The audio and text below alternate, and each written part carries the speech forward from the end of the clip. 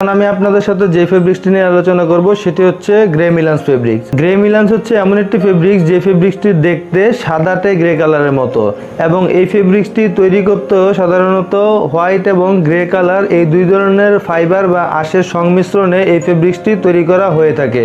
এই ফেব্রিক্সটি হচ্ছে কটন এবং ভিসকোস ফাইবার, এই দুইটি ফাইবারের সংমিশ্রণে একটি ব্ল্যান্ডেড ফেব্রিক্স, এবং যে সমস্ত ফেব্রিক্সগুলো দেখতে সাদাটে গ্রে কালারের মতো এই সমস্ত ফেব্রিক্সগুলো আপনি দেখে খুব ইজিলি বুঝতে পারবেন যে এই ফেব্রিক্সগুলো হচ্ছে গ্রে মিলান্স ফেব্রিক্স। এরপর যে ফেব্রিক্সটি আছে সেটি হচ্ছে গ্রে মিলান্স স্লাব ফেব্রিক্স। এই সমস্ত গ্রে মিলান্স ফেব্রিক্সের মধ্যে স্লাব সুতা ব্যবহার করা হয়, অর্থাৎ যে সমস্ত গ্রে মিলান্স ফেব্রিক্সের মধ্যে স্লাব ফেব্রিকের মতো ওই ফেব্রিক্সের প্রস্থ বরাবর বা উইথ বরাবর চিকন চিকন দাগ দাগ বা মোটা মোটা সুতা দেখা যায়, এই সমস্ত ফেব্রিক্সগুলোকেই সাধারণত বলা হয়ে থাকে গ্রে মিলান্স স্লাব ফেব্রিক্স।